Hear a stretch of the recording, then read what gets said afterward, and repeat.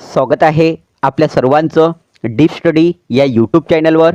या यूट्यूब चॅनलद्वारे मी तुम्हाला तुमच्या स्पर्धा परीक्षेसाठी व्हिडिओ प्रोव्हाइड करणार आहो, ज्यामध्ये मी तुम्हाला आज एक आनंदाची बातमी सांगणार आहो, जी आपल्याला कर्मचारी राज्य विमा निगमद्वारे प्राप्त झालेली आहे। कर्मचारी राज्य विमा निगमद्वारे ही जाहिरात प्राप्त झालेली आहे, ज्यामध्ये बघा तुम्हाला क्लर्क लेवलचे तसेच टेनोग्राफर आणि MTS म्हणजेच मल्टीटास्किंग या वेगवेगळ्या जागा आहे, ज्यामध्ये बघा आणि ही वॅकन्सी कोणी काढलेली आहे, कर्मचारी राज्य विमा निगमद्वारे। आणि याला पाहण्यासाठी श्रम एवं रोजगार मंत्रालय आहे, जे भारत सरकारचं आहे। आणि बघा यामध्ये तुम्हाला किती वॅकन्सी आहे, काय आहे, ही सर्व डिटेल मी तुम्हाला इथे सांगणार आहो।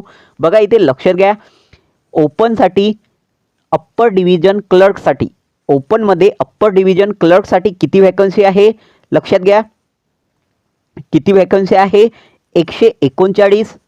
आणि SC साठी ज्या वॅकन्सी आहे त्या 32 आहे, ST साठी 29 आहे, OBC साठी 86 जागा आहे आणि EWS साठी 32 जागा इथे अवेलेबल आहे अप्पर डिव्हिजन क्लर्कसाठी। तसेच इथे टेनोग्राफरसाठी सुद्धा जागा निघालेल्या आहेत, ज्यामध्ये बघा 7 ज्या जागा आहे त्या तुम्हाला ओपनसाठी आहे, 2 ज्या जागा आहे त्या SC साठी, आणि इथे लक्षात घ्या 2 जागा ST साठी आहे आणि 5 जागा OBC साठी।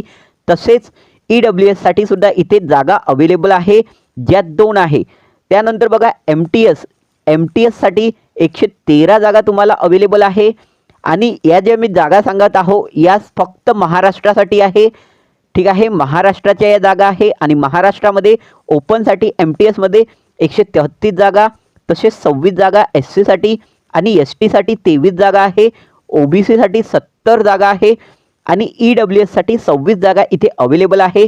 आता आपण वळूया की यामध्ये पगार किती राहतो आणि कशा प्रकारची एक्झाम होते, या सर्व गोष्टी आपण इथे डिस्कस करणार आहोत। बघा व्हिडिओला तुम्हाला पूर्णपणे पाहायचं आहे, जेणेकरून तुम्हाला एकही जी इन्फॉर्मेशन आहे ती सुटायला नको। बघा इथे पगाराबद्दल आपण इथे बोलूया।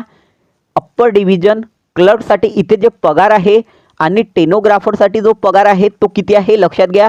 पे स्केल जी आहे 25,500 पासून इथे सुरुवात होणार आहे आणि 7th लेवलचं जे पे स्केल आहे ते इथे तुम्हाला भेटणार आहे। तसेच MTS साठी जो पेमेंट आहे तो 18,000चा आहे आणि 7th पे स्केल इथे तुम्हाला भेटणार आहे। आता बघा इथे तुम्हाला कोणत्या गोष्टीसाठी काय एज्युकेशन पाहिजे हे सुद्धा आपल्याला लक्षात घ्यायचं आहे। बघा इथे अप्पर डिव्हिजन क्लर्कसाठी जो तुम्हाला एज्युकेशन क्वालिफिकेशन विचारलेला आहे तो काय पाहिजे, एक डिग्री तुमच्याकडे कंप्लीट असली पाहिजे। काय कंप्लीट असलं पाहिजे, डिग्री, ठीक आहे। आणि रिकॉग्नाइज युनिव्हर्सिटीकडून ही डिग्री तुम्हाला प्राप्त झालेली हवी। त्यानंतर तसेच तुम्हाला अप्पर डिव्हिजन क्लर्कमध्ये कम्प्युटरचं नॉलेज असायला हवं आणि तोही ऑफिसरमध्ये ऑफिस जो राहतो ना कम्प्युटरमधला त्यामध्ये तुमचा हँड चांगला असला पाहिजे। तसेच डेटाबेस ज्या एंट्री राहतात त्यासुद्धा तुम्हाला करता यायला हवं, असं अप्पर डिव्हिजनचं क्वालिफिकेशन आहे। त्यानंतर टेनोग्राफरचं जे क्वालिफिकेशन आहे त्यामध्ये तुम्हाला 12th पास कंपल्सरी आहे।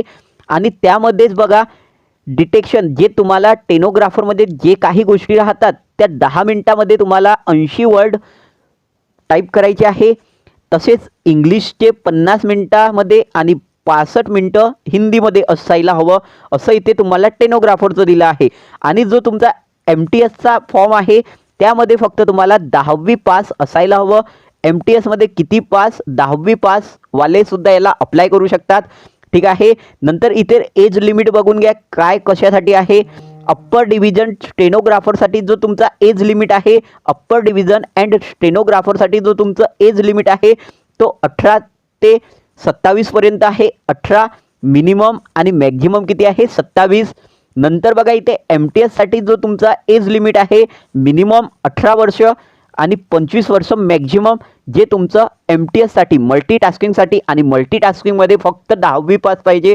अप्पर डिव्हिजनमध्ये तुम्हाला ग्रॅज्युएशन कंप्लीट हवं आणि स्टेनोग्राफरमध्ये तुमचं 12th कंप्लीट असायला हवं। तसेच बघा इथे जर तुम्हाला एज रिलॅक्सेशन सुद्धा भेटणार आहे।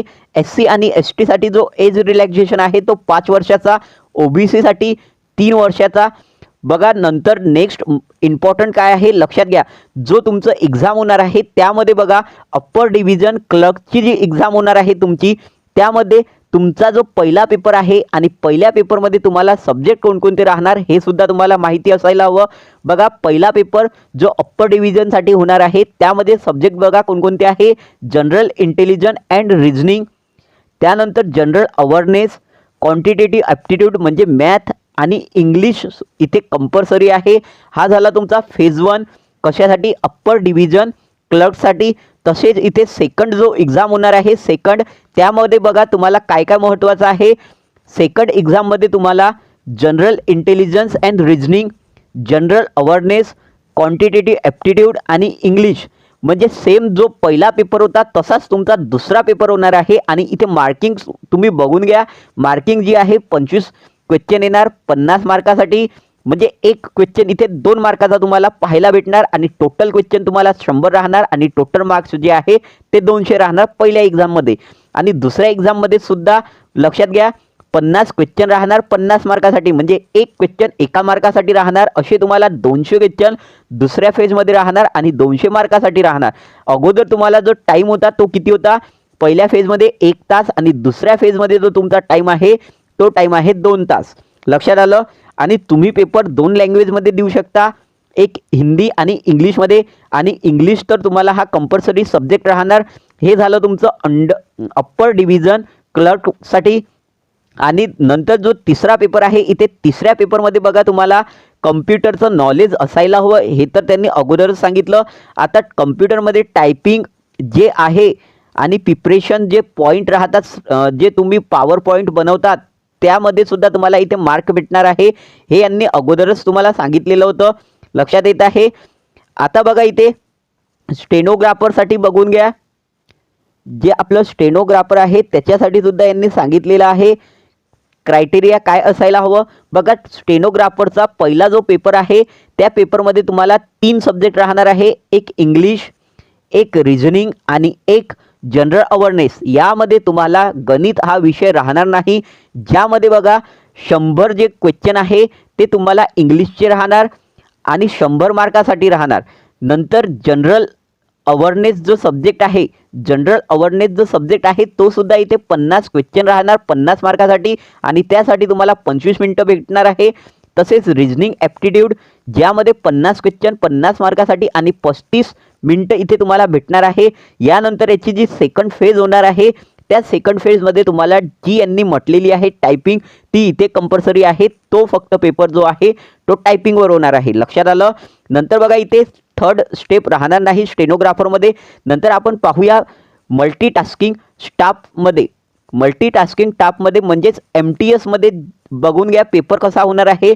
इथे बघा तुम्हाला पहिला जो पेपर आहे त्या पहिल्या पेपरला general intelligence and reasoning, general awareness, quantitative aptitude आणि इंग्लिश कॉम्प्रिहेन्शन म्हणजेच इंग्लिश सब्जेक्ट राहणार, जनरल ॲप्टिट्यूड राहणार. तसेच तुम्हाला जनरल अवेअरनेस हा सब्जेक्ट राहणार आणि जनरल इंटेलिजन्स रिझनिंग राहणार, ज्यामध्ये तुम्हाला रिझनिंग 25 मार्काला आहे, 25 मार्काला तुमचं GA राहणार आणि क्वांटिटेटिव्ह ॲप्टिट्यूड म्हणजे मॅथ 25ला राहणार आणि इंग्लिश तुम्हाला 25ला इथे पाहायला भेटणार. नंबर ऑफ क्वेश्चन इथे 100 राहणार आणि प्रत्येक क्वेश्चन हा 2 मार्काचा राहणार, म्हणजे 200 मार्कासाठी हा पेपर होणार, ज्यामध्ये तुम्हाला 1 तास भेटणार आहे. आणि पेपरची जी लँग्वेज आहे ते हिंदी आणि इंग्लिशमध्ये राहणार. नंतर बघा इथे दुसरा पेपर जो होणार आहे MTSचा तो सेम आहे, सेम सब्जेक्ट आहे, फक्त इथे क्वेश्चनमध्ये जे अगोदर 25 क्वेश्चन होते ते आता 50 मध्ये कन्वर्ट केले आणि 50 मार्कासाठी केले. आणि इथे जे टाइम भेटणार आहे ते तुम्हाला 2 तास. आणि इथे तिसरी जी आहे तिसरं जे पेपर आहे तो होणार नाही, इथे डायरेक्ट तुम्हाला जॉब भेटणार जर तुम्ही हे 2 पेपर काढले तर MTSचे. तसेच अप्पर डिव्हिजनचं आपण पाहिलं आणि स्टेनोग्राफरचं सुद्धा मी तुम्हाला सांगितलेलं आहे. आणि जे काही तुम्हाला जर नोटिफिकेशनमध्ये पाहायचं आहे तो नोटिफिकेशन मी इथे तुम्हाला डिस्क्रिप्शन बॉक्समध्ये लिंक करून देणार आहोत. त्या लिंकवरून तुम्ही नोटिफिकेशनचं PDF सुद्धा डाउनलोड करू शकता. आणि फॉर्ममध्ये फोटो वगैरे कशा टाईपचं लावायचं आहे त्याची साईज काय असायला हवी, ही सर्व माहिती तुम्ही नोटिफिकेशनमध्ये वाचू शकता. जे महत्त्वाच्या न्यूज होत्या त्या मी इथे तुम्हाला व्यवस्थितपणे डिस्कस केले आहे. जर तुम्हाला व्हिडिओ आवडला तर व्हिडिओला नक्की तुम्हाला लाईक करायचं आहे. तसेच व्हिडिओला मॅक्झिमम लोकांना तुम्हाला शेअर करायचं आहे, कारण मॅक्झिमम लोकांना माहिती असायला हवं वॅकन्सी निघालेल्या आहे म्हणून. आणि जर तुम्ही या चॅनलवर नवीन असाल तर चॅनलला नक्की तुम्हाला सबस्क्राईब करायचं आहे. थँक्यू.